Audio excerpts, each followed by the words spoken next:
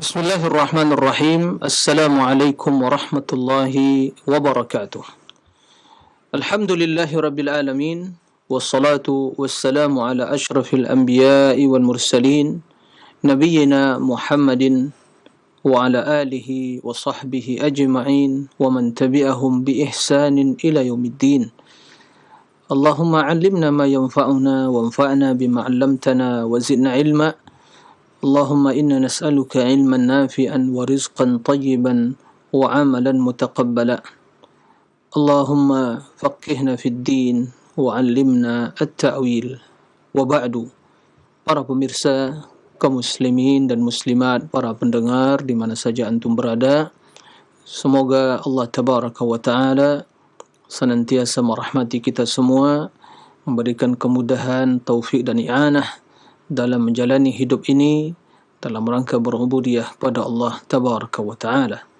Dan semoga Allah tabaraka wa ta'ala menjaga kita semua dan senantiasa memberikan kepada kita keselamatan di dunia dan nanti juga sampai pada negeri akhirat kala. Allahumma amin. Alhamdulillah, segala puji dan syukur senantiasa kita haturkan kehadirat Allah tabaraka wa ta'ala atas nikmat iman, nikmat Islam, nikmat kecintaan kepada Rasulullah sallallahu alaihi wasallam, nikmat menjadi orang-orang yang setia untuk mencintai Rasul, meneladani hidup beliau dan menjadikan beliau sebagai uswah, qudwah di dalam mengarungi kehidupan dunia ini. Alhamdulillah atas segala nikmat dan karunia Allah yang tidak terhitung banyaknya. Kemudian salawat dan salam mari kita perbanyak ucapkan untuk Rasul yang mulia, terutama di hari yang mulia dan berkah ini, Yaumul Jumu'ah, Sayyidul Ayyam. Man shalla alayya salatan sallallahu alaihi biha asyrah. Barang siapa yang berselawat kepada Nabi satu kali, maka Allah subhanahu wa ta'ala akan berselawat kepadanya 10 kali. Allahumma salli ala Muhammadin wa alihi wa sahbihi wa sallim.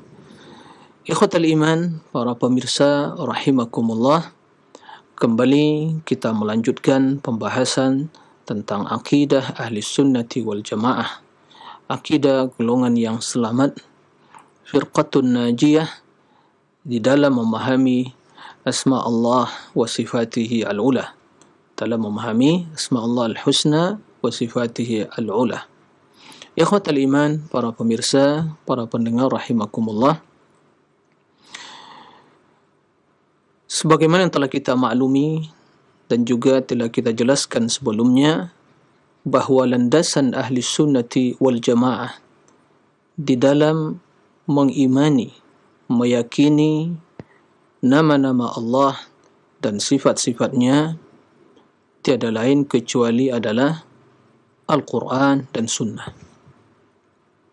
Landasan di dalam mengimani nama-nama Allah dan sifat-sifat Allah subhanahu wa ta'ala, landasan ahli sunnati wal jamaah di dalam menetapkan nama-nama Allah yang dikenal dengan asma'ullah al-husna dan sifat-sifat Allah yang sempurna, sifatihi al-ula, adalah wahyu, yaitu Al-Quran dan hadis-hadis yang sahih dari Rasulullah sallallahu alaihi wasallam. Ya. Kenapa demikian? Alasannya, kerana ini adalah perkara yang gaib yang tidak bisa direkayasa oleh akal. Tapi apa yang dijelaskan oleh naqlu, yaitu wahyu, sesungguhnya tidak akan bertentangan dengan akal yang sehat. Taib. Dan kita telah jelaskan sebelumnya dalil tentang prinsip dasar ini. Bahkan hal ini merupakan prinsip dasar, landasan utama ahli sunnah di dalam beragama secara umum, ya, dalam segala aspek, ya, dalam semua lini kehidupan, di dalam berakidah, di dalam beribadah, di dalam berakhlak, bermuamalah, dan di dalam, ya, kita melakukan berbagai ketaatan dan amal soleh ya, dalam rangka menjalani hidup ini di bawah naungan agama yang mulia ini, kita diperintahkan untuk melaksanakan perintah dan meninggalkan larangan, semua itu dilandasi di atas wahyu, yaitu perintah Allah dan perintah Rasulnya.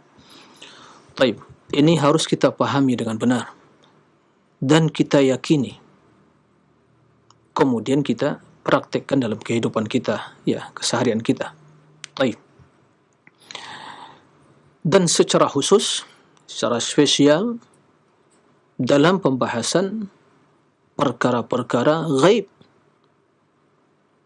yang terutama dalam hal ini adalah ma'rifatullah, mengenal Allah tabaraka wa ta'ala. Ya, ma'rifatullah yang kita telah jelaskan keutamaannya, kedudukannya di dalam akidah. Dan ma'rifatullah tidak akan mungkin bisa, ya, tidak ada wasilah, cara untuk bisa mengetahuinya kecuali dengan mengenal, mempelajari dan mengetahui nama-nama Allah, Asmaul Husna, dan sifat-sifat Allah yang mulia. Maka ahli sunnati wal jamaah, apa yang mereka dapatkan dalam Al-Quran, mereka imani, mereka yakini kebenarannya. Apa yang mereka temukan dalam hadis-hadis yang sahih, mereka imani, mereka yakini, dan mereka ikuti. Nah, di dalam mengimani, meyakini, dan menetapkan apa yang tertera di dalam Al-Quran dan hadis-hadis yang sahih, yang berkaitan dengan nama-nama Allah dan sifat-sifatnya, maka di antara akidah ahli sunnah wal jamaah, ahli sunnati wal jamaah, mereka yang berpegang teguh dengan sunnah, mereka yang mengikuti al-haq, ya, bukan sekedar ya slogan belaka, bukan sebuah hanya ya pendakwaan tanpa bukti. Kita berbicara tentang ahli sunnah yang sejati, yang mereka dalam hidup, di dalam beragama, hanya berpegang teguh dengan sunnah Rasul dan hanya mengikuti kebenaran yang telah dijelaskan oleh Allah dan Rasulnya. Mereka tidak main akal-akalan, tapi menggunakan akal yang sehat. Mereka tidak mengakal-akali agama, tapi memahami agama dengan akal yang sehat. Baik, bagaimana sikap mereka di dalam ya menetapkan atau menerima semua yang tertera dalam hadis, semua yang tertera di dalam Al-Quran dan di dalam hadis-hadis Nabi sallallahu alaihi wasallam yang sahih, yang berkaitan dengan nama-nama dan sifat-sifat Allah. Bagaimana sikap mereka? Ini penting sekali. Ya. Ini sangat penting sekali.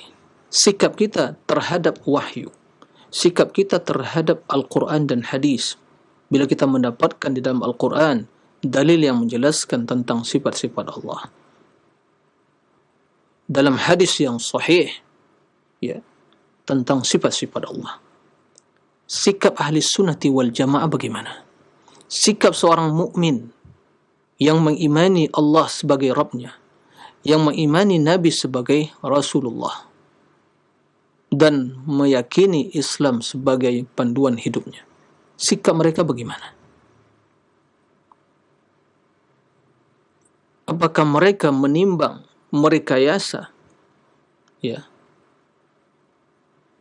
dalil-dalil tersebut, atau mereka mengimaninya sebagaimana yang tertera, sebagaimana yang sesuai dengan teks nas-nas Al-Quran dan hadis tersebut. Maka dalam hal ini, sebuah kaidah yang sangat penting yang harus kita pahami dan kita yakini, dan ini kaidah yang disepakati oleh ulama salaf, ulama ahli sunnah yang berpegang teguh dengan Al-Quran dan mengikuti akidah salafus salih. Kaidah mereka di dalam menyikapi nas-nas Al-Quran, di dalam menyikapi teks-teks wahyu. Ya. Tentunya sebelumnya mereka telah meyakini akan sakralisasi wahyu, keagungan, ya, keagungan, keutamaan wahyu. Nah, itu telah terpatri dalam diri mereka. Tatkala Allah berbicara, tatkala Rasul bersabda, maka di hati mereka tertanam dan bertambah keagungan, ya, keyakinan akan kebenaran dan kebesaran dan kemuliaan, ya, al-haq yang terkandung di dalam nas-nas tersebut. Nah, berkaitan dengan masalah asma wa sifat secara spesifik adalah kewajiban kita. Ahlus sunnati wal jamaah sepakat bahwa kewajiban seorang muslim dalam rangka mengimani, dalam rangka menerima nas-nas Al-Quran dan hadis yang berkaitan dengan nama-nama dan sifat Allah, ya, adalah mengimani, meyakini, menerima, ya, dalil-dalil tersebut secara tekstual, yaitu sebagaimana zahirnya, tanpa ditakwil, tanpa diselewengkan, ya. Dan ini secara umum, terlebih lagi dalam perkara sifat-sifat Allah tabaraka wa ta'ala. Nah, jadi sikap mereka adalah mengimani, meyakini, menetapkan sebagaimana, ya, tertera dalam dalil-dalil tersebut secara, ya, zahirnya, secara tekstualnya, ya, tanpa ditakwil, tanpa diselewengkan. Ya. Ini merupakan sebuah kaidah, ya, sebuah prinsip dasar, landasan di dalam akidah Ahlussunnah di dalam memahami nama-nama dan sifat Allah. Dan ini yang telah mereka sepakati. Nah, taib. Sebelum, ya, saya menukilkan dalil yang menjelaskan kebenaran kaidah ini, saya ingin membaca terlebih dahulu, menukilkan terlebih dahulu, ya, perkataan sebagian ulama salaf. Karena ini ijma' mereka. Ini ijma' mereka. Mereka sepakat, ya, tentu ulama ahli sunnah yang setia dengan sunnah, bukan yang terpengaruh dengan, ya, ulama-ulama mungkin yang terpengaruh dengan pemikiran ahlul kalam. Ya, kita berbicara tentang ulama ahli sunnah yang mereka betul-betul, ya, mengikuti sunnah di dalam memahami, ya, perkara asma wa sifat secara spesial, ya, dan dalam memahami agama secara umum. Taib. Di antara, ya, perkataan ulama ahli sunnah dalam hal ini, perkataan Imam Al-Khattabi, ya, di dalam sebagian kitab yang beliau tulis tentang sifat-sifat Allah. Beliau, Imam Al-Khattabi, wafat pada tahun 388 Hijriyah. Beliau menjelaskan, ya, fa inna madhhab as-salafi itsbatuha wa ijra'uha ala dhawahiriha wa nafyi al-kayfiyati wa at-tashbih anha. Kata beliau, fa inna madhhab as-salaf, sesungguhnya, ya, madhab salaf. Siapa salaf? Salaf adalah, ya, para sahabat Nabi sallallahu alaihi wasallam, para tabi'in, atba'ut tabi'in, yang mereka telah mendahului kita di dalam al-haq, yang telah berjalan di atas sunnah Nabi, berpegang teguh dengan wahyu ilahi. Mereka salafus saleh, sebagaimana yang dijelaskan oleh Allah tabaraka wa ta'ala, was-sabiquna al-awwalun minal muhajirin wal ansar, ya, walladzina ittaba'uuhum bi ihsan. Itu mereka salafus saleh, yaitu kaum muhajirin wal ansar yang telah mendahului kita di dalam segala kebaikan, ya. Kemudian, dan orang-orang yang mengikuti mereka dengan baik. Nah, maka setiap yang datang setelah mereka, mengikuti mereka dengan baik, dinamakan atba', ya. Kendati secara spesifik, secara khusus, istilah atba' itu yang datang langsung setelah sahabat. Baik. Nah, Bagaimana madhab mereka di dalam asma' wa sifat ini, dalam sifat Allah tabaraka wa ta'ala? Imam Al-Khattabi mengatakan, itsbatuha wa ijra'uha ala zawahiriha. Menetapkan sifat-sifat tersebut sebagaimana zahirnya, yaitu secara tekstual. Wa nafyil kaifiyah wa tashbih anha, dan meniadakan usaha untuk mengetahui kaifiyah. Jadi bukan dikaifiyahkan, ditanyakan atau berusaha direkayasa bagaimana kaifiyahnya, hakikatnya. Nafyil kaifiyah di sini maksudnya bukan mengingkari keberadaan kaifiyah, tidak, tapi keilmuan kita tentang kaifiyah. Kaifiyah itu ada, hakikatnya ada, tapi Allah yang mengetahui. Ini maksud penafian di sini. Baik. Kemudian wat tashbih anha. Jadi menafikan at-tashbih yang menyerupai sifat makhluk. Jadi sifat Allah ditetapkan sebagaimana zahir ayat-ayat yang menjelaskan tentang sifat-sifat tersebut, begitu juga hadis, dengan keyakinan bahwa sifat tersebut sifat tersebut bertentangan atau tidak menyerupai satupun dari sifat makhluk. Ini. Jadi kita tetapkan dengan keyakinan bahwa sifat tersebut tidak menyerupai satupun dari sifat makhluk. Berdasarkan firman Allah, "Laisa kamitslihi syai' wa huwas samiul basir." Laisa kamitslihi syai' berarti menafikan semua penyerupaan dengan makhluk. Wa huwas samiul basir berarti menetapkan sifat sam'un wa basarun yang terkandung dalam nama Allah As-Sami' Al-Basir, sebagaimana yang telah kita jelaskan sebelumnya. Baik. Ini perkataan Imam Al-Khattabi yang wafat pada tahun 388 Hijriah. Baik. Itu pertama. Dan sebelumnya, jauh sebelumnya, Al-Imam Ibnu Uyainah, seangkatan Imam Sufyan Ats-Tsauri dan imam-imam yang lain ahli sunnati wal jamaah, entah juga Abdullah bin Mubarak dan yang lainnya, beliau mengatakan, beliau wafat pada tahun 198 Hijriah. Kata beliau, kullu syai'in wasafallahu bihi nafsahu fil Qur'ani fa qira'atuhu tafsiruhu la kaif wala mithl.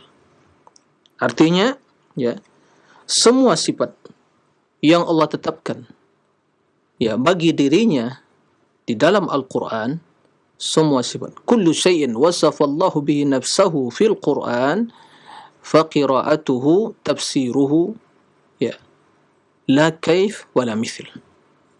Semua yang Allah tetapkan bagi dirinya dari sifat-sifat yang terdapat di dalam Al-Quran, maka fa qira'atuhu, membaca sifat-sifat tersebut, membaca ayat tersebut, itulah tafsirnya, tanpa dikaifiyahkan dan tanpa diserupakan dengan makhluk, dengan sifat makhluk. Artinya apa? Sebagaimana kita membaca zahirnya, itulah maknanya. Nah, nanti kita akan sebutkan, kita akan jelaskan sebagian contoh tentang kaidah yang agung ini. Jadi, oleh karena itu, para besar rahimakumullah,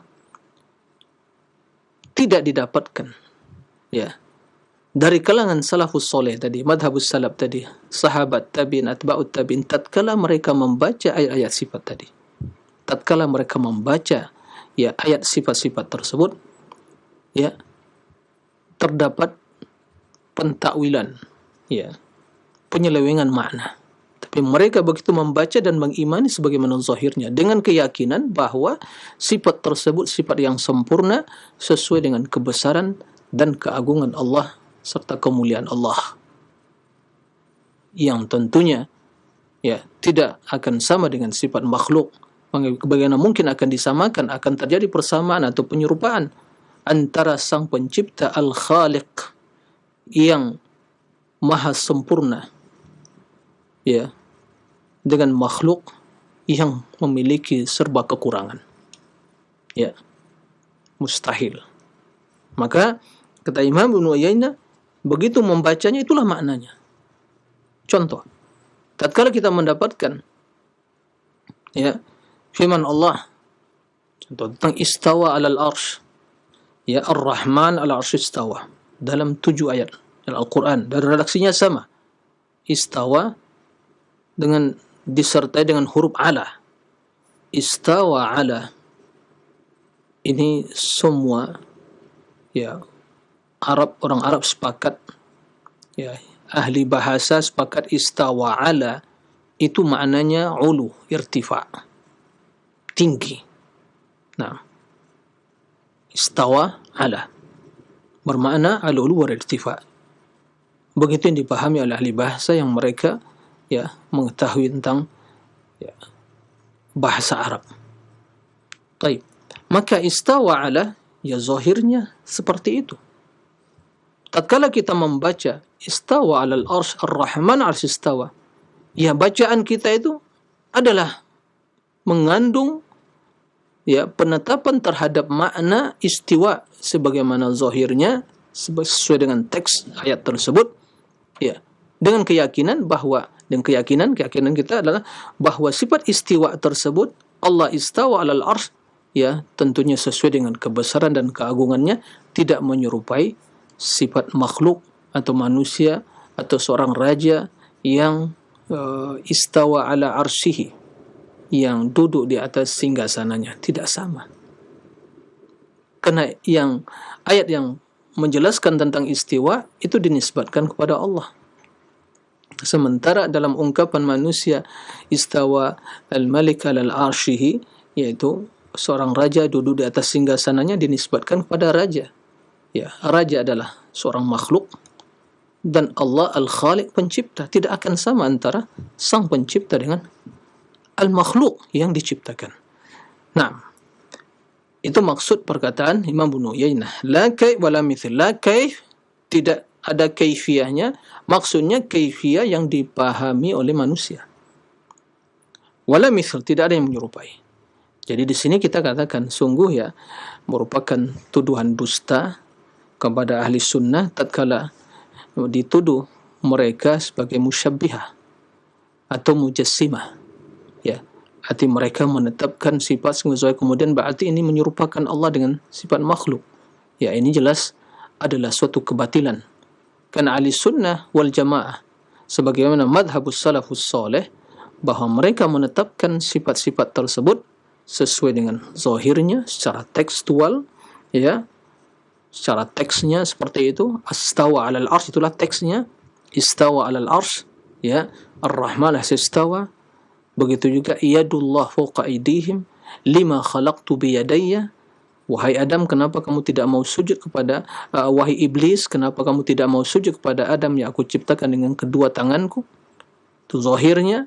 Begitu juga sabda Rasulullah, yanzil rabbuna ila sama'id dunya, rabbuna, ya bukan malaikat, yanzilu rabbuna, ya Rabb kita yang turun. Nah, begitu zahirnya. Tapi bagaimana kaifiyahnya? Ya, maka ini yang kata Imam Sufyan bin Uyainah, la kaif, tidak akan mungkin kita ketahui kaifiyahnya. Sebuah kaidah yang harus kita pahami di dalam memahami hal ini, bahwa pembahasan tentang sifat sama dengan pembahasan tentang zat. Jika kita tidak mengetahui tentang kaifiyah hakikat zat Allah, maka secara otomatis kita tidak akan mengetahui hakikat sifat Allah. Itu telah kita jelaskan juga pada pembahasan sebelumnya. Taib, ini perkataan Imam Ibnu Uyainah. Taib, satu lagi perkataan, saya ingin menukil perkataan ya ulama salaf, perkataan mereka banyak karena ijma' mereka dalam hal ini. Ya. Perkataan Al-Imam Abul Abbas Ibnu Suraij, ini salah seorang ulama Syafi'iyah, ya, dari kalangan ulama ahli sunnah deh, pengikut madhab Syafi'i. Jadi banyak sekali para ulama ya ahli sunnah yang tentunya setia berjalan di atas madhab Imam Syafi'i rahimahullah.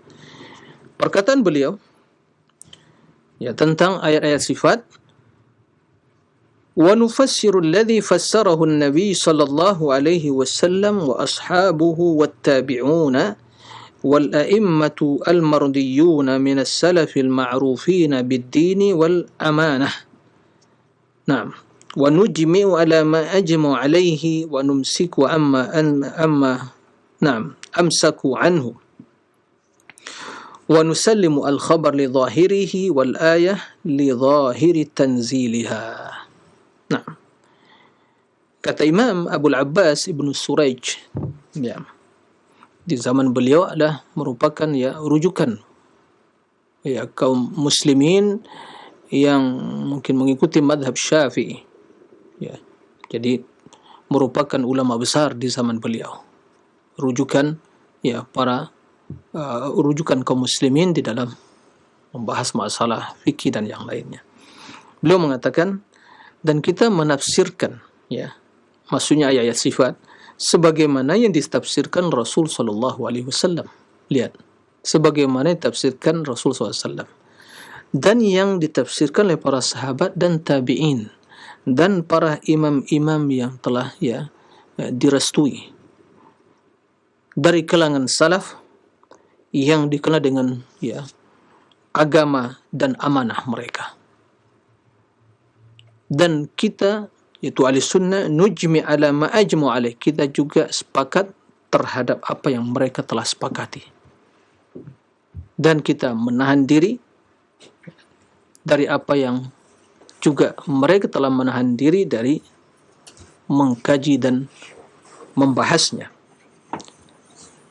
Kemudian beliau mengatakan wa nusallimul khabar li zahiril ayah, dan kita menyerahkan ya al-khabar yaitu ayat atau hadis tentang sifat li zahiri al-ayah, sebagaimana zahirnya ayat tersebut. Kemudian wa li zahiri tanzilan, sebagaimana diturunkan. Jadi sebagaimana disebutkan tadi, misalnya istawa alal arsy, yadullah, zahirnya. Jadi Rasul sallallahu alaihi wasallam telah menjelaskan kepada para sahabat, dan sahabat telah memahami dan meyakini dan mengimani. Kemudian sahabat meneruskan, mewariskan pemahaman, penafsiran tersebut kepada tabi'in. Tabi'in kepada generasi setelah mereka, imam-imam ahli sunnah. Begitu turun ya, temurun ya, silsilah yang tidak terputus ya, mata rantai yang tidak terputus di dalam memahami agama, meyakini akidah. Nah, maka Nabi SAW tidak mentakwil. Nabi SAW hanya menjelaskan sebagaimana zahirnya. Begitu juga para sahabat. Nah, ahli sunnati wal jamaah, karena mereka orang yang setia dengan sunnah dan mengikuti madhabus salafus salih, mereka sebagaimana kata Imam Ibnu Suraij ya, Abul Abbas Ibnu Suraij rahimahullah, mereka juga sepakat sebagaimana yang mereka sepakati dan mengimani, menetapkan ayat-ayat tentang sifat, yaitu nas-nas tentang sifat sebagaimana zahirnya, yaitu secara tekstual ya, sebagaimana zahirnya, sebagaimana yang diturunkan oleh Allah dan yang disabdakan oleh Rasul sallallahu alaihi wasallam. Ini perkataan Imam Ibnu Suraij Asy-Syafi'i yang wafat pada tahun 303 Hijriah. Jadi akidah kita ini jamaah sekalian, akidah ahli sunnah, bukan akidah hasil rekayasa. Kata sebagian orang ya, ini rekayasa Ibnu Taimiyah, rekayasa kaum Wahabi ini. Enggak ada ya landasan mereka dalam hal ini. Tidak, akidah kita akidah turun-temurun. Akidah ahli sunnah, akidah yang turun-temurun, yang diajarkan Rasul pada sahabatnya, sahabat pada tabi'in, tabi'in ya, sampai saat ini. Mata rantai yang tidak terputus, sanadnya bersambung ya, sanadnya bersambung, tidak terputus. Berbeda dengan akidah ahlul kalam, terputus ya, karena dipastikan sahabat Rasul, muhajirin wal ansar, tabi'in, atba'ut tabi'in, baru muncul di kalangan ya di akhir zaman atba'ut tabi'in, pemikiran ahlul kalam. sekte Jahmiyah dan yang lainnya. Tapi sebelumnya, apakah mereka mentakwil? Nah, tidak. Mereka mengimani. Jadi jelas, bersanad, bersambung, tidak terputus. Adapun akidah ahlul kalam yang mentakwil terputus, tidak sampai kepada Rasul, tidak sampai kepada sahabat, sampai kepada pencetusnya kaum Jahmiyah, Jahm bin Safwan, yang telah menyelisihi sunnah, Wasil bin Atha, Amr bin Ubaid, dan yang lain, Bisr Marrisi misalnya. Itu tokoh-tokoh sentral ahlul bidah, ahlul kalam. Naam, kaum Jahmiyah dan yang lainnya. Baik, ini perkataan Imam Ibnu Surayj. Baik, tidak ada masalah. Satu lagi, perkataan nukilan dari ulama salaf, ulama ahli sunnah, Al-Imam Abu Usman As-Sabuni, salah seorang ulama Syafi'iyah juga. Dalam kitab beliau Aqidatus Salaf wa Ashabul Hadis, beliau wafat pada tahun 449. Jadi jauh sebelum lahirnya Ibnu Taimiyah dan Muhammadul Wahhab. Jauh. Taib. Kata beliau di dalam kitab Aqidatus Salaf wa Ashabul Hadis, kalau tidak salah kita telah pernah menjelaskan kitab ini dalam silsilah edisi kajian tentang Aqidatu Ahlussunnah wal Jamaah juga terjelaskan. Nah, dalam kitab tersebut dia mengatakan bahwa Ahlussunnah wal Jamaah yumirruna al-khabar as-sahih al-warid bidhikrihi ala zahirihi. Naam, wa yakiluna ilmahu ila Allah.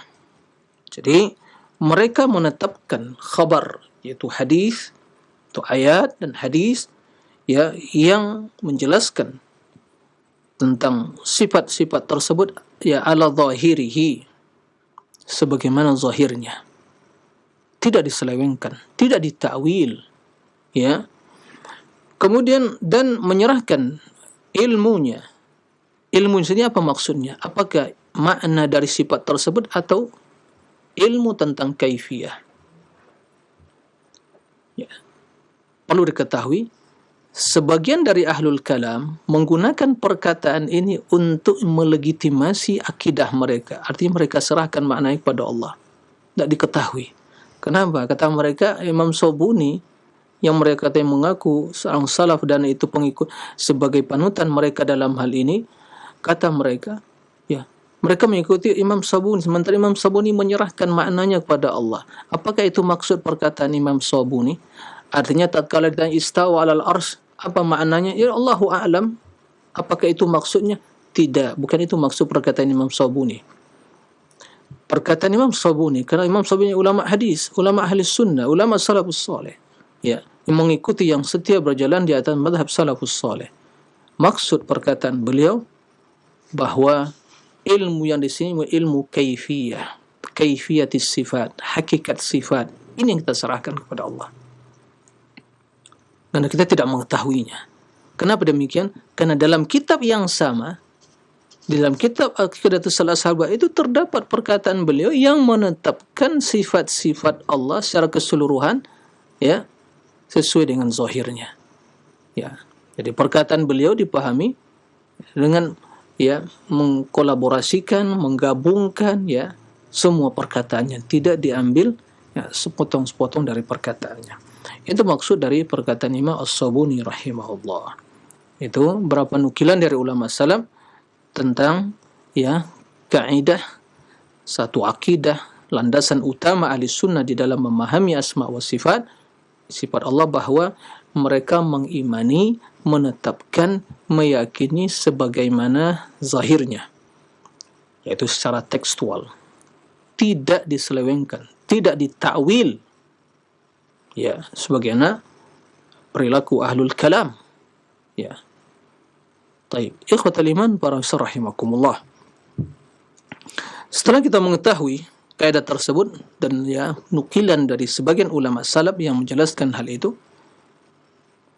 kita semakin mengetahui bahwa akidah ahli sunnah ini akidah yang turun-temurun, yang bersambung, yang bersambung sebagaimana hadis sanadnya bersambung pada Nabi SAW, dan jelas Al-Quran bersambung, ya, sampai kepada Nabi. Kemudian Nabi mendengar dari Jibril mendengar langsung dari Allah Tabaraka wa Ta'ala. Maka akidah kita begitu juga, bersambung. Akidah yang kita yakini hari ini, yang kita imani tentang sifat-sifat Allah, akidah, keyakinan yang diimani oleh Rasulullah SAW, yang diajarkan pada para sahabat Nabi mengajarkan tabi'in sampai atba' tabi'in, terus turun-temurun sampai detik ini. Alhamdulillah, kita mendapatkan hidayah untuk mengenal akidah tersebut. Ya, untuk mengenal akidah tersebut. Dan alhamdulillah, para ulama salaf, ya, kita terhutang budi kepada mereka. Mereka telah mengumpulkan, telah meriwayatkan akidah tersebut bersanad, bersambung. Ya, banyak sekali kitab yang ditulis oleh para ulama dalam hal ini. Kitab ditulis oleh seperti Imam Al-Lalaka'i, Syarh Usul I'tiqad Ahli Sunnah, bersanad disebutkan, ya, perkataan ulama-ulama salaf, ya, tentang akidah. Kitab, ya, Al-Ibanah an Syari'atil Firqatin Najiyah, Imam Ibnu Battah Al-Uqburi. Yang Al-Lalaka'i dari ulama Syafi'iyah, Al-Uqburi dari ulama Al-Hanabilah. Kitab Al-Syari'ah lil Imam Al-Ajurri. Kitab Dhammul Kalam lil Imam Al-Raharawi. Dan banyak lagi kitab-kitab yang lain, ya, ditulis oleh para ulama yang mengumpulkan, meriwayatkan akidah, ya, sebagaimana, ya, secara bersanad, bersambung kepada Rasulullah SAW atau para sahabat Nabi SAW. Baik. Setelah kita jelaskan bahawa kewajiban kita seorang Muslim yang beriman kepada Allah sebagai Rabbnya dan mengimani Rasul sebagai utusan Allah, Nabinya, dan agama Islam sebagai panduan hidupnya, kewajiban kita di dalam menyikapi nas-nas Al-Quran dan hadis, ya, mengimani sebagaimana zahirnya, tidak merekayasa, mentakwil, mengakal-akali, ya, atau mentakwil, menyelewengkan sesuai dengan logika dan pemahaman masing-masing, ya, dengan berbagai persepsi, ya, yang negatif terhadap ayat tersebut. Kena perlu diketahui, setiap orang yang berusaha untuk mentakwil ayat-ayat yang telah jelas makna secara zahir, itu disebabkan kerana ada persepsi yang negatif terhadap ayat tersebut. Seandainya akal dan pikiran dia dibersihkan dari persepsi-persepsi negatif itu, maka dia akan tertanam di hatinya pengagungan. Kerana yang berbicara siapa? Ini perkataan siapa? Ini sabda siapa? Perkataan Allah, kalamullah, dan sabda Rasulullah. Sekarang pertanyaan yang harus menjadi renungan kita. Seandainya, ya, Rasul berbicara di hadapan kita, kemudian tiba-tiba datang seorang nyeleneh, ya Rasulullah, bukan begitu maksud ayat itu. Bukan begitu maksud hadis. Berarti itu nanti menyerupakan Allah dengan makhluk. Istawa alal arsy, bukan tinggi di atas arsy, artinya istaula, berkuasa terhadap arsy, bagaimana ahlul kalam mengatakan seperti itu. Yadullah, bukan yad, kalau tangan nanti itu berarti kita menyerupakan Allah dengan makhluk. Kira-kira bagaimana jawaban Rasulullah seandainya yang seperti itu muncul? Apakah Rasul akan membiarkan? Mustahil, karena tidak akan boleh. Ya, tidak boleh bagi seorang Rasul, ya, membiarkan atau menunda sebuah jawaban penjelasan dari waktu yang dibutuhkan. Tapi apakah yang sebetulnya akan muncul? Bagaimana sikap Rasulullah SAW? Jangankan yang berkaitan dengan sifat Allah. Seorang, ya, yang mengkritisi Rasul sallallahu alaihi wasallam tatkala beliau membagikan harta rampasan perang, berikan kepada pemuka-pemuka Quraisy. Ada sebagian yang lainnya mengkritisi Rasul sallallahu alaihi wasallam. Karena menurut pandangan dia, ini enggak adil ini. Abu Bakar enggak dibagi, Umar enggak dibagi, mereka Muhajirin Ansar dibagi. Diberikan kepada tokoh-tokoh ya Quraisy, kabilah tersebut, kabilah Arab. Karena Rasul ingin menarik hati mereka, ta'liful qulub. Dia mengatakan, "Ya Muhammad, i'dil, fa innaka lam ta'dil." Ya. Wahai Muhammad, berbuat adillah, kamu enggak adil. Begitu kurang hajarnya kepada Rasulullah SAW. Ya. Rasul yang diutus untuk menebarkan keadilan, dia tidak berbuat adil, siapa lagi akan berbuat keadilan? Makanya kata Nabi SAW, "Wa man ya'dil idza lam a'dil?" Siapa yang akan berbuat adil kalau saya tidak adil? Abu Bakar ingin memenggal orang yang mengatakan demikian. Ya Rasul, da'ni adrib unuqahu. Ya Rasulullah, izinkan saya memenggal leher dia. Ya. Nah sekarang Rasul menjelaskan tentang hadis yanzilu Rabbuna. Allah mengatakan Ar-Rahman istawa. Kemudian Ahlul Kalam mengatakan, oh istawa bukan begitu maknanya. Nah, istaulah, berkuasa. Kenapa? Wahai Ahlul Kalam, kalau ditetapkan nanti begini, dan seterusnya, kita akan menyerupakan, akan terjun kepada tasbih. Ini man akal-akalan semua. Ya. Yanzil, nanti turun. Ya. Nanti turunnya kosong aras. Berarti Allah menyatu dengan makhluk. Persepsi macam-macam. Jadi sebelum dia mengimani, dah terbesit di benaknya ya kotoran-kotoran pemikiran Ahlul Kalam tadi. Ini yang merusak ya noda-noda pemikiran tadi. Para sahabat begitu mendengar sami'na wa ata'na. Innama kana qaulal mu'minin ya wala wa rabbik la yu'minun hatta yuhakkimuka fima shajara bainahum thumma la yajidu fi anfusihim harajan mimma qadait wa yusallimu taslim. Rasul telah memutuskan, telah menjelaskan bahwa maknanya sebagaimana zahirnya istawa 'alal arsy ya, mengtinggi Allah di atas aras, zatnya maha tinggi. Yanzil Rabbuna, Allah turun. Tapi bagaimana tidak dijelaskan. Para sahabat tidak ada yang komplain. Silakan dicari Ahlul Kalam, mencari nukilan dari sahabat. Adakah mereka yang komplain? Tidak ada. Ya. Tidak ada yang komplain. Abu Bakar, Umar, tidak ada yang komplain. Yang mereka mendapatkan jaminan masuk surga, tidak ada yang komplain. Tidak ada yang mempermasalahkan. Lalu muncul Ahlul Kalam mempermasalahkan. Kenapa wahai Ahlul Kalam? Anda yang lebih utama, lebih berilmu, lebih paham, lebih memahami bahasa daripada Abu Bakar, Umar, Muhajirin wal Ansar. Ya. Pengikut Jahmiyah, Jahm bin Safwan. Pengikut Bishr Merisi. Pengikut Amr bin Ubaid, Wasil bin Atha. Dan Ahlul Kalam yang lainnya. Apakah itu lebih paham dari Abu Bakar, Umar? Atau apakah mereka lebih paham dari Rasulullah SAW? Kalla. Ya. Maka kewajiban kita sebagai bukti keimanan kepada Allah dan Rasulnya, mengimani apa yang telah dijelaskan oleh Rasulnya. Ya. Taslim, inilah makna taslim, pasrah. Kita mengaku hamba Allah, mengaku pengikut Rasulullah, tapi tatkala datang perintah Allah, datang berita dari Allah, berita dari Rasul, masih merekayasa. Mana taslim kita kepada Allah dan Rasul? Berserah diri kita kepada Allah dan Rasulnya mana? Mengagungkan wahyu, perkataan Allah dan perkataan Rasulnya. Nah, sungguh sangat aneh pernyataan sebagian. Ya. Begitu baca istawa alal arsy. Ini kalau istawa jamaah, ditetapkan istawa itu berarti duduk di atas arsy.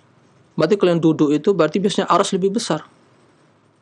Berarti kalau jatuh arsy, jatuh yang duduk di atas arsy, berarti Allah diliputi oleh arsy, sementara Allah maha besar. Allah tidak menyerupai sesuatu. Berarti bagaimana jemaah? Ya harus ditakwil. Kenapa? Agar selamat dari tasbih. Ya subhanallah, akal-akalan. Ya, main akal-akalan. Tapi seandainya begitu pertama dia mendengar firman Allah dan sabda Rasulullah, lalu dia tanamkan dalam hatinya keagungan dan kebesaran Allah, pengagungan, kebesaran ya mengagungkan Allah, membesarkan Allah, memuliakan Allah, bahwa Allah tiada satupun yang menyerupainya, kemudian dia tetapkan, maka dia akan selamat dari pemikiran tadi. Nah, ini yang harus kita pahami. Wajib bagi kita di dalam menyikapi nas-nas Al-Quran untuk menetapkan sebagaimana zahirnya. Ya.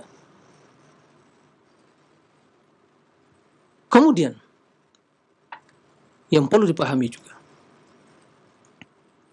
tatkala kita menetapkan sebagaimana zahirnya, bahwa kita harus bersihkan pikiran kita dari tasbih tadi. Karena Allah menetapkannya dan menafikan tasbih dari dirinya.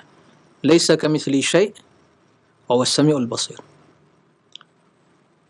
Jadi seolah-olah dalam ayat ini Allah ingin menjelaskan kepada kita, hambanya, wahai hambaku, bahwa aku tidak menyerupai, sifatku tidak menyerupai seorang pun dari sifat makhluk, tapi aku memiliki sifat. Ya. Aku memiliki sifat. Ya. Apa itu sifatnya? As-sam'u wal basar. Ya. Maka tetapkan, jangan dipertentangkan. Ya. Jangan dipertentangkan. Tidak bertentangan menetapkan sebagaimana zahirnya dan menafikan makna tasbih dari sifat tersebut. Baik. Dalil yang menjelaskan kaidah yang kita sebutkan tadi, yaitu menetapkan sifat sebagaimana zahirnya, di antaranya firman Allah tabaraka wa taala, nazala, tentang Al-Quran, nazala bihi ruhul amin ala qalbika litakuna minal mundirin bilisanin arabiyyin mubin. Naam. Jadi Allah menjelaskan bahwa Al-Quran ini ya dibawa turun oleh Ruhul Amin, yaitu Jibril alaihissalam, ala qalbik, ya, yang Allah masukkan ke dalam hati Nabi Muhammad, diwahyukan, diilhamkan dalam hatinya, litakuna minal mundirin, agar engkau menjadi orang-orang yang memberikan peringatan, bilisanin arabiyyin mubin, dengan bahasa Arab yang jelas. Bilisanin arabiyyin mubin, ya, dengan bahasa Arab yang jelas, bukan dengan bahasa Indonesia, bukan dengan bahasa Jawa, bukan dengan bahasa Nusantara, bukan dengan bahasa lainnya, tidak, bahasa Arab jelas. Bilisanin arabiyyin mubin, dengan bahasa Arab yang jelas. Berarti kalau jelas, ya diketahui maknanya, jelas maknanya. Kan kalau seandainya tidak dipahami maknanya, berarti bukan bahasa Arab yang jelas. Naam, bilisanin Arabiyyin, dan kejelasan tersebut, ya, sebagaimana yang tertera sebagai zahirnya. Enggak perlu ditakwil-takwil, enggak perlu diselewengkan maknanya.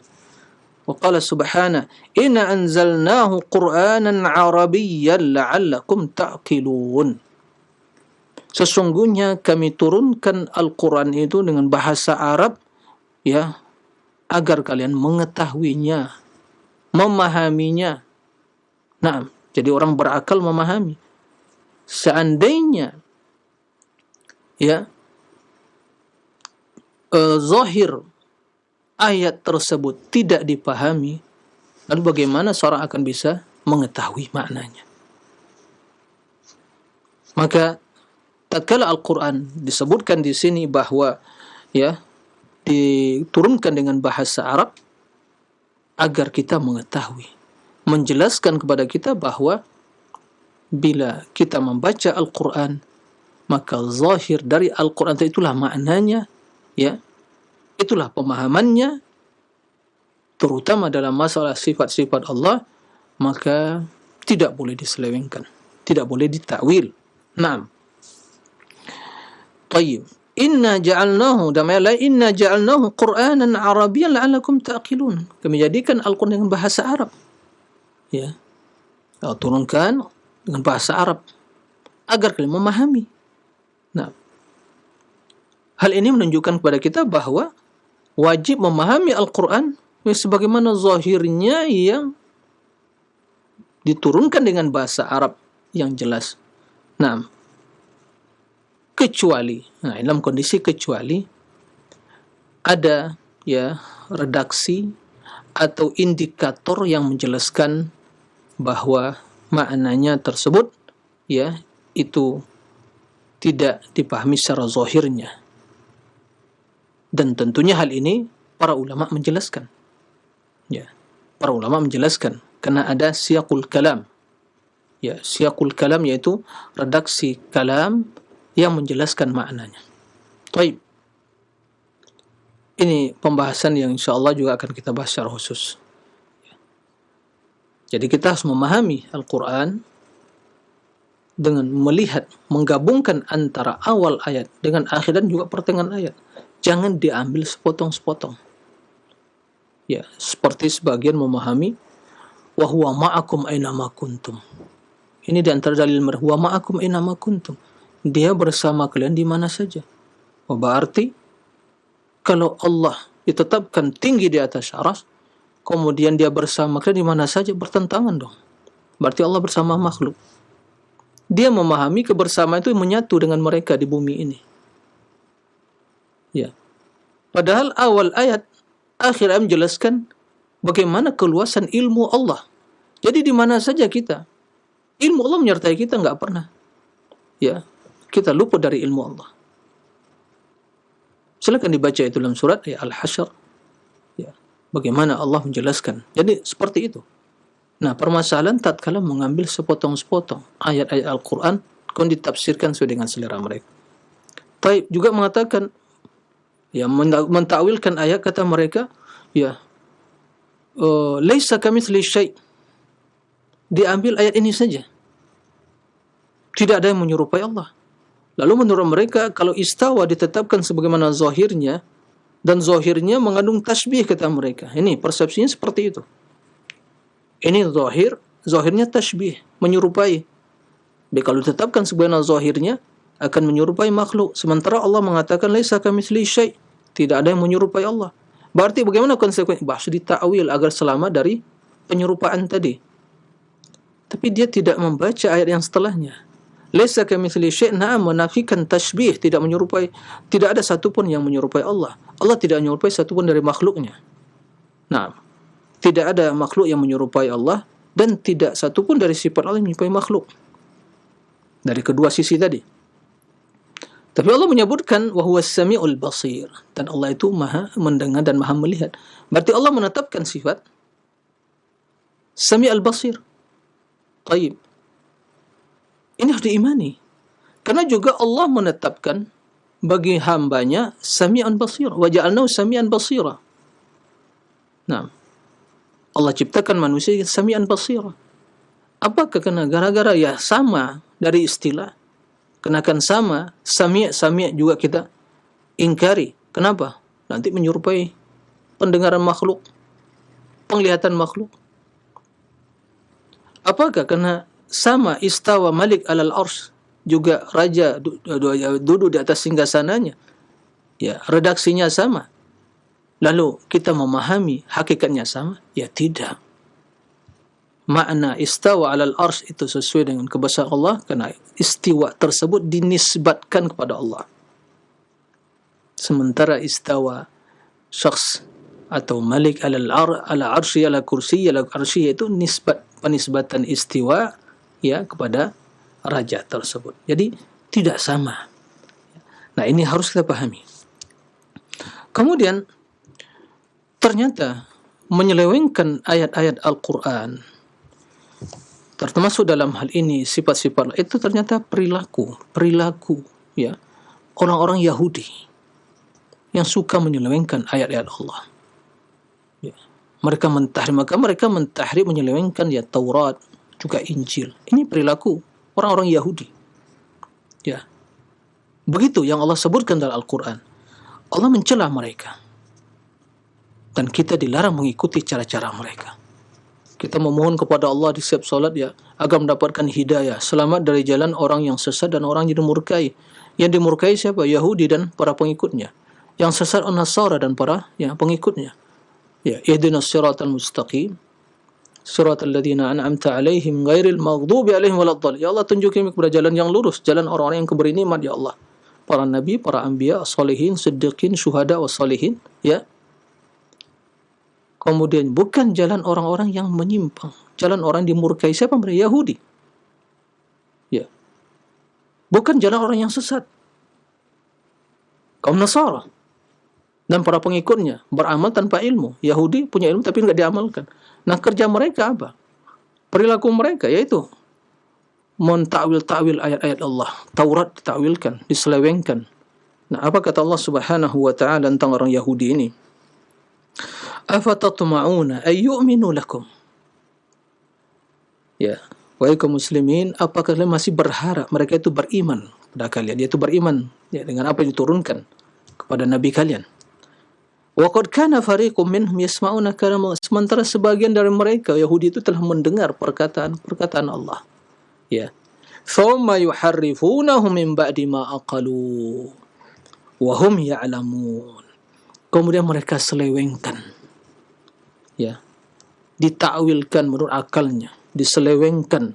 Ya, min ba'di ma aqalu, setelah mereka mengetahuinya. Dan mereka mengetahui hal itu, perilaku mereka. Mereka mengetahui, sengaja mentakwil. Jadi yang suka mentakwil-takwil sifat itu ya ini tradisi. Terkontaminasi dah mengikut cara-cara dan langkah-langkah kaum Yahudi yang suka mentakwil-takwil sifat tadi. Mentakwil ayat-ayat Allah maksudnya. Nah, ahlul kalam terjerumus ke dalam hal ini. Minal ladzina hadu yuharrifuna al-kalima amma mawadhi'ihi wa yaquluna sami'na wa asayna. Di antara kaum Yahudi itu mereka yuharrifuna, menyelewengkan kalim yakni perkataan dari posisinya. Ya, wa yaquluna sami'na wa asayna. Mereka mengatakan kami yang mendengar dan mendurhakai. Ini perilaku orang Yahudi. Maka jangan sampai kita ya berakidah mengikuti perilaku mereka, mentakwil-takwil sifat. Baik, yang selanjutnya secara logika juga.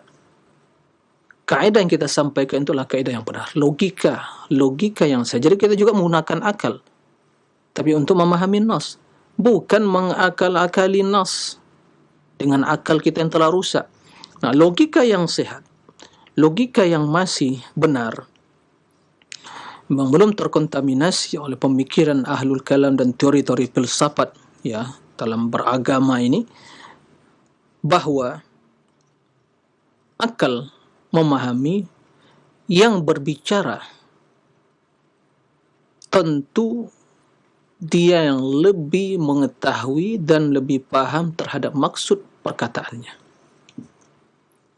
Nah, baik. Pasti dia yang lebih mengetahui. Logika memahami seperti itu.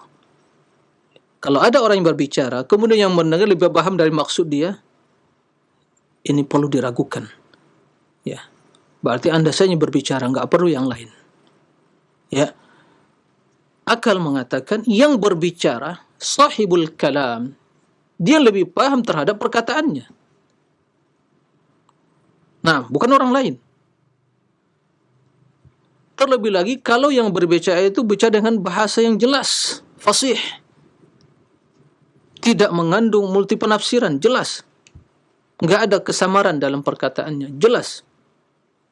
Ya, jika demikian, maka wajib memahami, menerima perkataan tersebut sebagaimana zohir, ya, teks perkataan yang berbicara.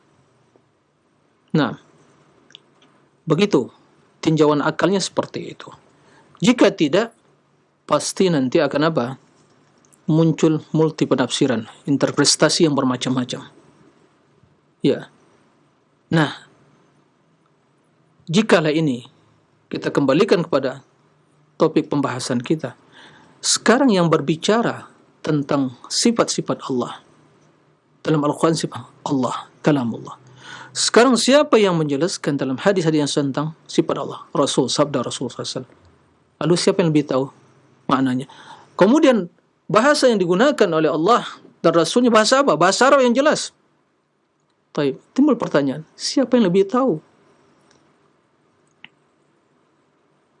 tentang maksudnya? Apakah manusia? Apakah ahlul kalam yang telah rusak pemikiran mereka? Nah, mereka lebih tahu daripada Allah sehingga harus selewengkan maknanya, tafsirkan. Nauzubillah min dzalik. Maka Allah tentunya lebih tahu maksudnya. Dan Rasul lebih tahu tentang maksud sabdanya. Dan Allah telah berfirman dan zahirnya menjelaskan tentang sifat-sifatnya, dan Rasul telah bersabda sebagaimana zahirnya menjelaskan tentang sifat-sifat Allah dan dengan bahasa Arab yang jelas, maka kewajiban kita untuk mengimani dan menerima sebagaimana zahirnya perkataan Allah dan Rasulnya, kena jelas, enggak ada samar-samar dalam hal itu. Rasul mengatakan yanzilu rabbuna, ya, yanzilu rabbuna, jelas turun Rabb kami. Kemudian akhir hadis juga menyebutkan man yad'uni fa astajibulah, man yas'aluni fa utiya, wa man yastaghfiruni fa aghfirulah. Siapa yang berdoa aku kabulkan, siapa yang memohon akan ku beri, siapa yang mohon keampunan akan ku ampuni. Itu perkataan Allah, bukan malaikat, bukan rahmat, bukan perintah. Allah yang langsung berbicara.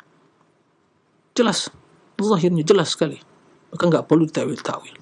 Inilah di antara akidah Ahlussunnah wal Jamaah di dalam memahami nas sifat. Dengan demikian mereka akan selamat dari pentakwilan ahlul kalam yang akan menyebabkan pengingkaran, penafian terhadap sifat-sifat Allah. Makanya mereka mengingkari istiwa, diselewengkan, lalu menabrak sekian banyak dalil-dalil tentang ketinggian Allah, diingkari. Kenapa? Munculnya dari sini. Karena mereka tidak istislam, tidak berserah diri, tidak pasrah kepada nas-nas syariat. Harus diseleksi dulu dengan akalnya. Ya, diseleksi dengan akalnya. Akal menerima atau tidak? Oh, diterima, ya diterima. Kamu menolak, ya ditolak. Inilah konsep ahlul kalam yang telah dirusak oleh pemikiran orang filsafat ahlul kalam. Nah, hati-hati. Hati-hati, jadilah seorang hamba yang pasrah dan berserah kepada Allah. Ya, jangan mengkritis Allah dan Rasulnya. Anda pasti sesat dan celaka. Allah lebih tahu. Antum a'lamu amillah. Rasul, ana a'lamukum wa atqakum lillah. Itu kata Rasul. Anda siapa? Ya, mentang-mentang mungkin udah sekolah, mungkin sampai gelar profesor atau doktor, atau mungkin di luar di Timur Tengah misalnya begitu ya, ataupun hafal Quran, hafal hadis, lalu Anda berani mengatakan, mengkritisi Allah. Stop. Sadar diri. Ya. Ini pembahasan tentang diri Allah, tentang sifat Allah. Allah yang lebih tahu. Antum a'lamu amillah. Rasul mengatakan, ini wallahi a'lamukum wa atqakum lillah. Saya lebih tahu dan lebih bertakwa di antara kalian kepada Allah tabaraka wa taala. Mudah-mudahan bisa kita pahami, kemudian diyakini dan diimani, dan kita berpegang teguh kepada prinsip dasar yang mulia ini. Nah, demikian wallahu a'lam. Nah, baik. Syukran jazakallah khair, barakallahu fiik kepada Al-Ustaz yang sudah memberikan materi kepada kita semua dari pembahasan mengenai asma wa sifat, pembahasan mengenai istiwa, mudah-mudahan menjadi pemahaman yang benar di dalam diri-diri kita semua. Dan untuk selanjutnya kami buka sesi interaktif, sesi soal jawab bagi Anda para pemirsa yang ingin bertanya perihal pembahasan kita di kesempatan pagi hari ini. Namun untuk yang pertama kami akan ajukan terlebih dahulu satu pertanyaan di layanan pesan singkat, Ustadz. Nah, ada pertanyaan dari Nana yang berada di Pondok Gede. Assalamualaikum warahmatullahi wabarakatuh. Ustadz, saya ingin bertanya dan mohon maaf jika pemahaman saya salah. Mengapa pada penjelasan sifat Allah terkadang menggunakan isim ma'rifat dan terkadang menggunakan isim nakiroh? Seperti pada ayat berikut, yaitu surat Al-Mumtahanah ayat yang ke-6, laqad kana lakum fihim uswatun hasanatul liman kana yarjullaha wal yawmal akhir wa man yatawalla fa innallaha huwal ghaniyyul hamid. Nah, di situ Ghaniyyul Hamid ma'rifat, dan di ayat yang ketujuhnya ada di akhirnya wallahu ghafurur rahim. Wallahu ghafurur rahim itu nakirah. Mohon penjelasannya Ustaz, bagaimana mengenai ayat tersebut. Terima kasih atas pertanyaannya. Nah, kepada Ibu Nana ya di Pondok Gede, barakallahu fiik atas pertanyaannya. Jadi bagaimana ya Sesungguhnya ya redaksi Al-Quran yang terkadang dalam mengabarkan tentang Allah dengan ma'rifah, yaitu huwal ghaniyul hamid, wallahu huwal ghaniyyu wa antumul fuqara, dan banyak ayat. Naam. Kemudian disebutkan juga dalam ya dengan nakirah, wallahu ghafurur rahim. Ya, apakah kenapa terjadi hal seperti itu? Ya, sebenarnya tidak ada masalah dalam hal ini, karena begitulah redaksi bahasa Arab Al-Quranul Karim. Ya, dan tatkala Allah menyebutkan huwal ghaniyyu al-hamid, yaitu Allah yang maha al-ghani, yang kaya, al-hamid, ya, disebutkan alif lam di situ, ya, an-nakirah, al-ma'rifah, al-hamid. Nah, dan dalam ayat disebut min ladun hakimin hamid. Ya, jadi terkadang disebutkan dengan ma'rifah dan terkadang nakirah, dan tidak diragukan tatkala masuk alif lam ini bermakna juga ya istighraq, menjelaskan bahwa kekayaan Allah Al-Ghani, yang zatnya yang maha kaya, kemudian Al-Hamid yang maha terpuji, bahwa semua kekayaan ya dan Allah yang maha kaya hanya milik Allah tabaraka wa ta'ala. Allah tidak butuh kepada makhluknya. Allah maha kaya dan maha terpuji. Kalaupun Allah tidak ada yang memuji, Allah tetap terpuji. Jangan dikira kalau manusia, kalau nggak ada yang memuji, tidak terpuji. Allah merupakan sifat zat yang mahmud. Makanya alhamdulillah, semuanya milik Allah, li rabbil alamin. Allah maha terpuji. Kenapa Allah maha terpuji? Karena Allah memiliki semua kemuliaan, semua kebaikan, mutlak, semua kesempurnaan keagungan. Nah, dan kemuliaan yang didapatkan oleh sebagian manusia itu bagian dari kemuliaan yang Allah berikan kepadanya. Ya. Maka tidak diragukan, Allah Al-Ghani Al-Hamid, yang di tangan Allah semua kekayaan, Allah yang maha kaya. Ya, jika tidak ada makhluk seorang pun yang beriman, ya, Allah tidak akan berkurang kemuliaannya. Jika semua manusia di dunia ini beriman, tidak akan bertambah kemuliaan Allah. Tidak akan, ya, jika semua meminta kepada Allah, Allah berikan semuanya kebutuhan mereka, tidak akan berkurang kekayaan Allah. Nah, jadi Al-Ghaniyul Hamid. Kemudian ya wallahu ghafurur rahim. Ini kan redaksi dalam istilah bahasa, ada mubtada, ada khabar. Ya, ada pemula kemudian ada berita. Nah, jadi Allah mengabarkan wallahu ghafurur rahim. Nah, dan dalam redaksi Arabnya lebih cocok di sini dengan tanpa menggunakan yaitu alif lam. Maka ya wallahu ghafurur rahim. Dalam ayat lain biasanya kalau dahulu dengan huwa itu biasanya dengan menggunakan alif lam, wa huwal ghafuru dzur rahmah.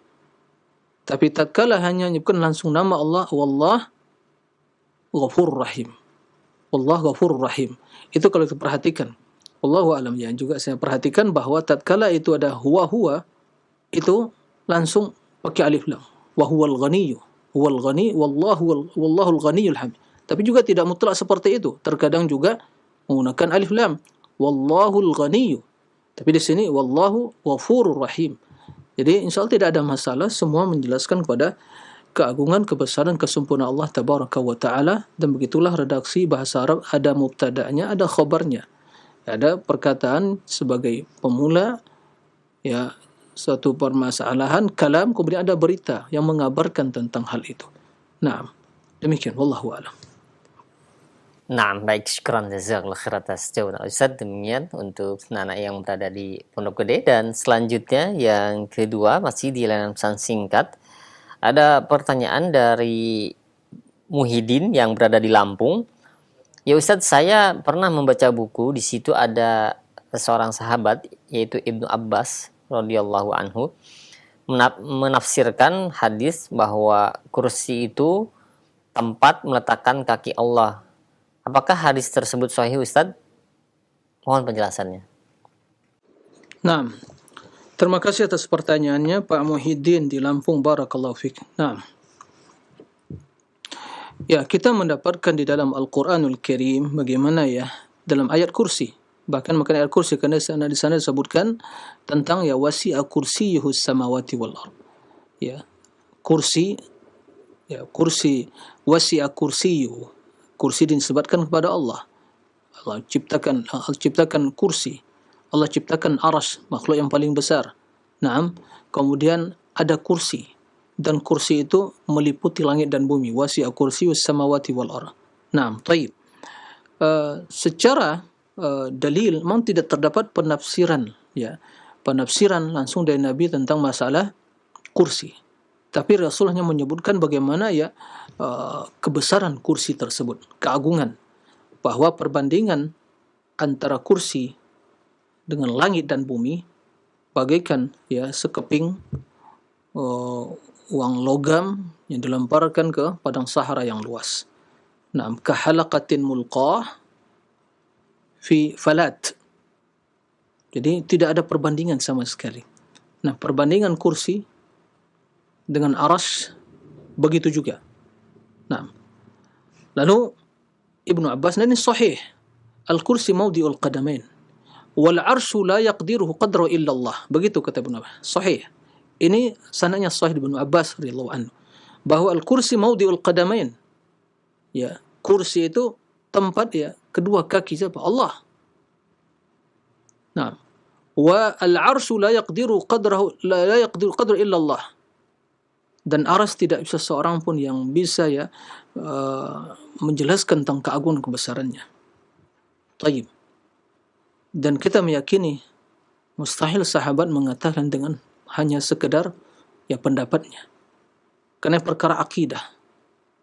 Perkara akidah yang tidak bisa direkayasa dengan akal. Maka kita meyakini karena sanadnya sahih.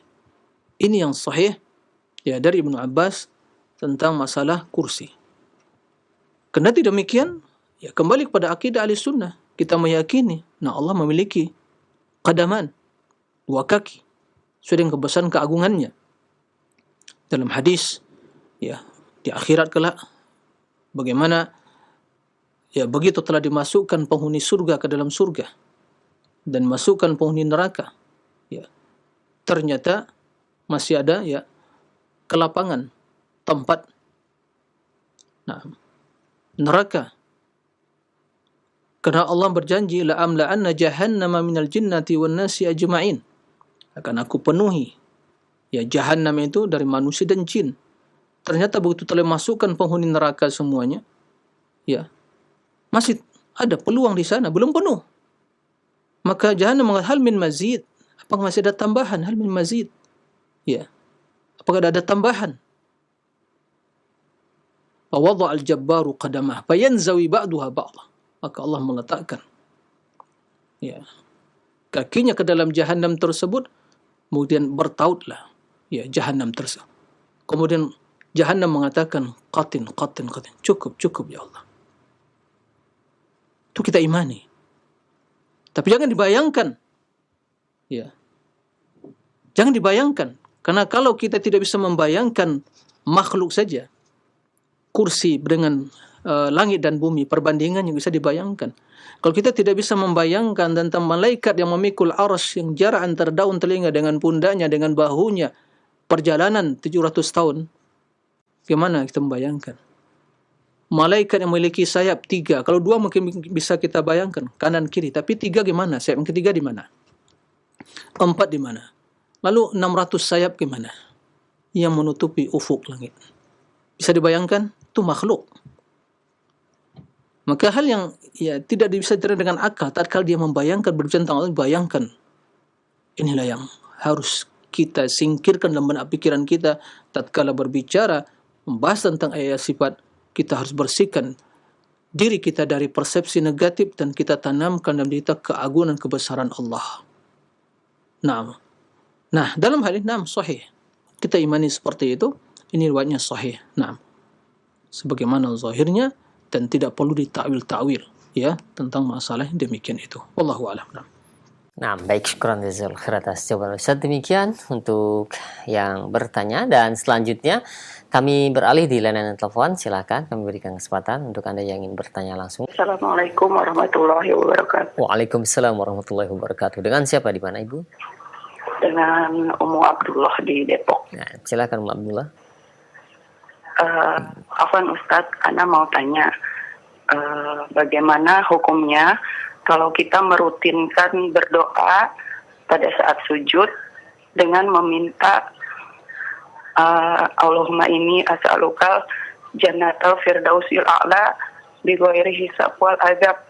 Apakah itu tidak terlalu berlebihan dengan kondisi kita yang penuh dengan dosa? Syukran Ustaz. Barakallah. Assalamualaikum warahmatullahi wabarakatuh. Waalaikumsalam warahmatullahi wabarakatuh.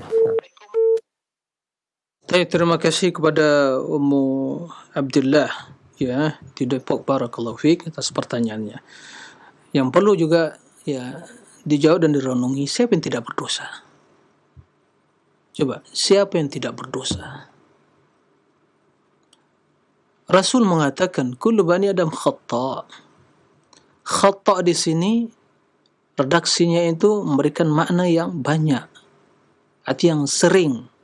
Bukan sekedar mukhti'. Kalau mukhti' itu ya satu kali dia salah, akhta'a fulan. Ya. Akhta'a. Tapi tatkala katakan khata', kalau mukhti' itu satu kali dia melakukan suatu kesalahan, ya akhta'a. Tapi kalau khata' yang banyak melakukan, yang sering melakukan kesalahan.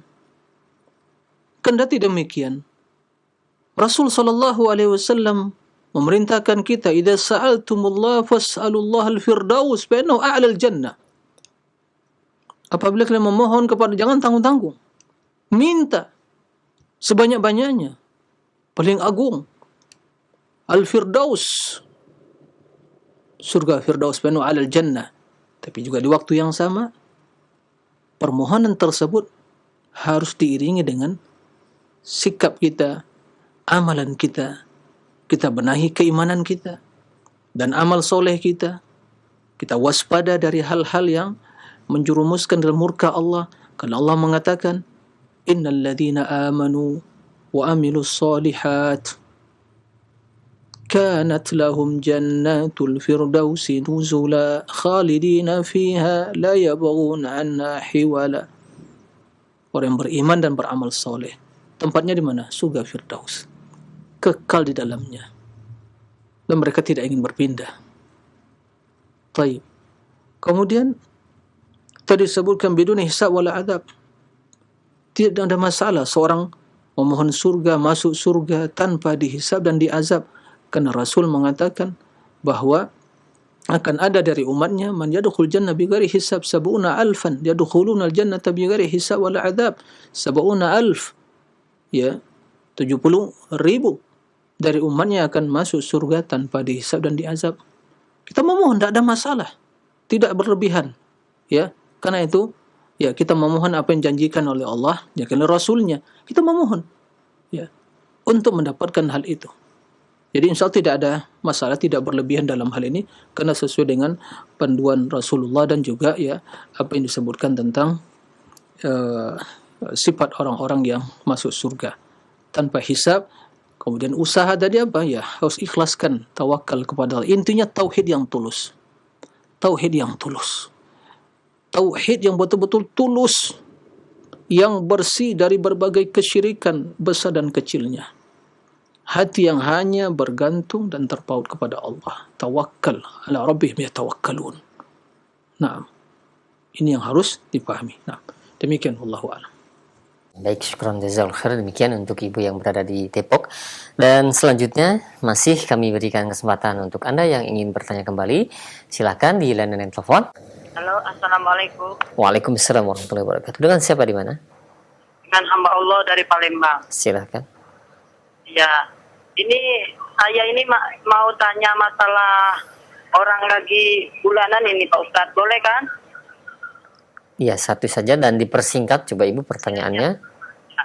Ini kalau kita lagi bulanan, kita berziarah ke kubur apa boleh apa tidak depan itu? Baik, cukup Ya. Ibu ya. Ya. Nah, terima kasih banyak. Waalaikumsalam warahmatullahi wabarakatuh. Nah, Ustaz bagaimana? Baik, terima kasih kepada Ibu ya, hamba Allah di Palembang. Ya mungkin yang maksud beliau terkadang mungkin ya bulanan di sini maksudnya mungkin ya dalam keadaan haid kan begitu. Jadi apakah boleh berziarah? Itu yang saya pahami tadi seperti itu. Pertama ya tidak ada kaitannya dalam masalah berziarah, ziarah kubur maksudnya di sini ziarah kubur dengan ya apa seorang harus suci. Ya, tidak ada syaratnya seperti itu. Ya, tidak ada syaratnya seperti itu. Karena bersuci itu syaratnya untuk sholat. Ya, seorang ya wanita yang datang haid, kemudian dia bisa beraktivitas apa saja. Ya, kecuali dia tidak bisa sholat. Dan kalaupun ya membaca Al-Quran tidak menyentuh Al-Quran. Kalau dia berzikir, berdoa, ya, berdoa pagi dan petang hari, dia melakukan ya ibadah-ibadah yang lain seperti biasa, ya tidak menghalang. Yang tidak boleh ya solat, kemudian jangan menyentuh Al-Quran secara langsung. Kemudian juga ya tentu kalau musim atau di bulan Ramadan tidak berpuasa. Nah, selebihnya dia melakukan. Masalah ziarah kubur, ya ini ya kembali kepada perbedaan para ulama. Apakah pemasalannya, apakah wanita itu juga disyariatkan ziarah kubur? Nah, ini permasalahan fikih, perbedaan para ulama. Nah, dalam hal ini, secara hukum asal, ziarah kubur itu ya disyariatkan. Karena tujuannya mengingatkan kematian.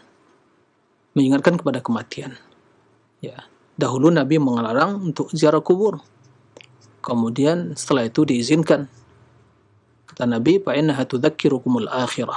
Ziarah kubur itu adalah mengingatkan kematian, pada kematian ke akhirat. Nah, tapi yang dipermasalahan apakah disyariatkan juga wanita ziarah kubur? Ini khilaf para ulama. Ada yang mengatakan tidak disyariatkan. Ada yang mengatakan disyariatkan. Kan hadisnya umum, zurul kubur fa inna tudzakirul akhirah. Ziarahlah kubur karena itu mengingatkan kematian. Tapi dalam hadis lain ada yang mengatakan tidak disyariatkan.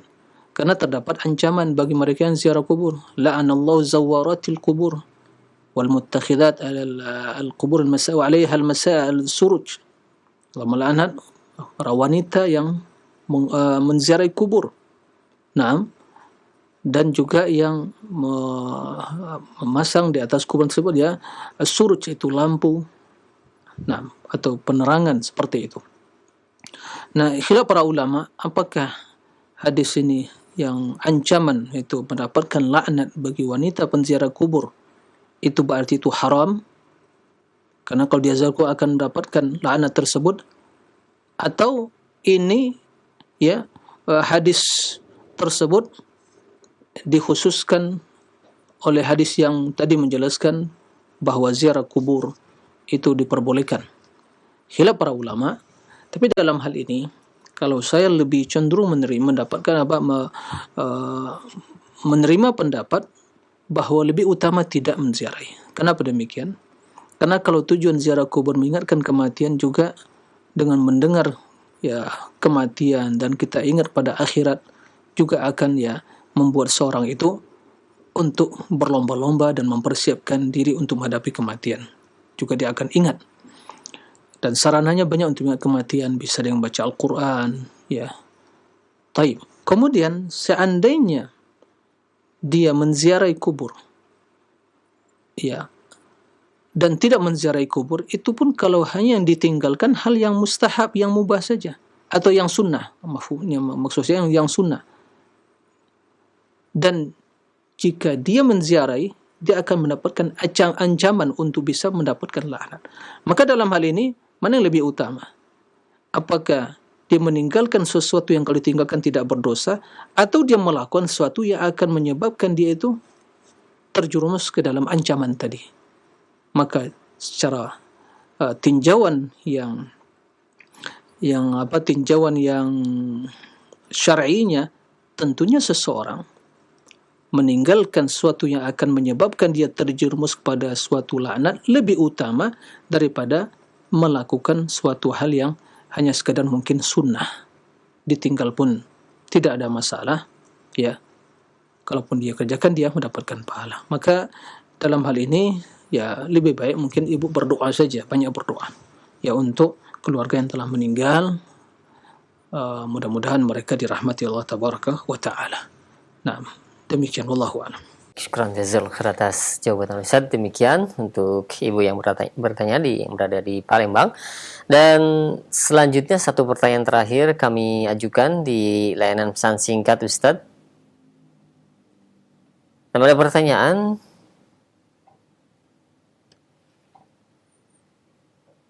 Assalamualaikum warahmatullahi wabarakatuh. Ya Ustaz, bagaimana menyikapi orang tua yang ternyata memiliki pemahaman bahwa Allah berada di hati setiap orang, Ustaz, yaitu manunggaling kaula Gusti, mungkin seperti itu, sedangkan yang mengatakannya itu adalah orang tua sendiri, Ustaz. Mohon nasihatnya. Baik. Terima kasih atas pertanyaannya. Jadi bagaimana menyikapi orang tua yang meyakini bahwa Allah ada di hati setiap hambanya? Kita perlu ya menanyakan dulu apa maksud Allah ada di hati setiap hambanya. Ini kalimat yang global, bisa mengandung makna negatif dan positif. Ya. Maka dalam hal ini seorang anak adalah bijak. Dia bertanya, apa maksud? Kalau yang dimaksud bahwa Allah ada di hati setiap hambanya, bahwa keagungan Allah, kebesaran Allah, kecintaan, dalam hati hanya ada cinta kepada Allah, tulus beribadah kepada Allah, ingat kepada Allah, dia sering berzikir kepada Allah, ma'rifatullah, dan tempatnya itu semua di hati. Ma'rifatullah, mahabbatullah, pengagungan kepada Allah, khusyuk kepada Allah, berharap, bertawakal, itu semua amalul qulub. Jika itu yang bersemi dalam hati seorang hamba, itu wajib, itu yang seharusnya. Ya. Dan dia meyakini Allah dengan segala kesempurnaannya, keagungannya yang maha tinggi di atas arsy. Allah yang maha tinggi di atas arsy, tapi keagungan, kebesaran, kemuliaan Allah, kecintaan kepada Allah hanya di hatinya. Tiada yang ada di hatinya kecuali itu. Dan ini adalah bukti keimanan seorang hamba. Membegitu seorang hamba cinta kepada Allah. Adapun bila artinya zat Allah ada di hatinya, subhanallah, berapa sih besarnya hati kita? Mungkin dalam bahasa dunia medisnya mungkin apa ya, jantung begitu ya. Berapa ukurannya? Ya. Berapa ukurannya? Apa bisa menampung? Yang tugasnya untuk memompa darah kita atau rongga kita, begitu. Berapa ukurannya? Sangat kecil. Maka kalau memahami Allah ada hati, zat Allah, ya subhanallah, bisa masuk akal. Dan kalau diyakini hal seperti itu, bahwa zat Allah ada, menyatu dengan ini, jelas keyakinan yang kufur. Sebagaimana keyakinan ittihadiyah, wahdatul wujud, kata mereka Allah ada pada dirinya. Ya Allah menyatu dengan hambanya. Ana huwa ana, wala adri man abud, wala huwa ya. Seperti itu kata dia. Saya tidak tahu dia yang ibadati atau saya mengibadati. Dia saya dia. Ya, sebagian pernyataan Ibnu Arabi dan yang lainnya yang wahdatul wujud. Ini jelas perbuatan kufur. Tidak akan mungkin. Mustahil. Mustahil ya jemaah. Ya, enggak masuk akal. Ya, enggak masuk akal. Taib. Tidak usah bicara tentang masalah makhluk. Ya, mungkin Allah dalam hal ini. Makhluk yang berapa? Bisa kita masukkan ke rongga kita mungkin ya seukuran mungkin makhluk yang besar. Gajah bisa masuk? Ya, nggak bisa. Jadi hal ini ya perlu dipahami. Kalau yang dimaksud zat Allah, na'udzubillah min dzalik, kufur. Kenyataan kufur seperti itu. Nggak akan mungkin zat Allah ada di hati makhluk. Ya, atau dalam istilah kita jantung atau rongga kita. Enggak mungkin, mustahil. Ya, mustahil. Kita tadi telah jelaskan bagaimana ya Allah Subhanahu, kita mengucapkan Allahu Akbar wal Aliyul Kabir Al-Azim. Ya, Allah yang Ali maha tinggi, wal Kabir yang maha besar. Ya. Mustahil. Dan Allah tidak akan menyatu dengan makhluk. Ya. Allah tidak menyatu dengan makhluk. Kalau seandainya yang dimaksud zat Allah ada, berarti Allah menyatu dengan makhluk. Ini perkataan kufur. Berarti Allah diliputi oleh makhluk. Nah, mustahil. Jadi ini perlu jelaskan. Ya, jelaskan dengan baik kepada orang tua seperti itu apa maksudnya. Ya, kalau dia memiliki pemikiran mungkin yang orang sufi yang ekstrim begitu ya, yang sampai mengatakan Allah menyatu dengan dirinya, ya, sehingga gugur kewajiban dia, ya, ana huwa, saya dia, dia huwa ana, begitu ya, sampai dikatakan seperti itu. Ini jelas perbuatan kufur. Adapun yang dimaksud tadi, wajib kecintaan kepada Allah, pengagungan kepada Allah, tawakal kepada Allah, berharap, itu ada di hati seorang muslim, mukmin. Itulah ruh, itulah kehidupan hati. Itulah manfaat kita mempelajari asma Allah wa sifatihi. Harus cinta kepada Allah. Dalam hati hanya tawakal kepada Allah, tulus beribadah kepada Allah, itu harus, wajib. Ya. Jika itu tidak dalam hati seorang hamba, maka dia bukan orang beriman. Ya. Dia tidak cinta kepada Allah. Ya. Enggak ada keikhlasan. Lalu apa isi hatinya? Kesyirikan, kemurkaan. Na'udzubillah min dzalik. Nah, jadi ini harus dijelaskan dengan baik, dengan benar maksud dari perkataan tersebut. Seorang mukmin jangan berbicara dengan perkataan yang global muti, ya, penafsiran.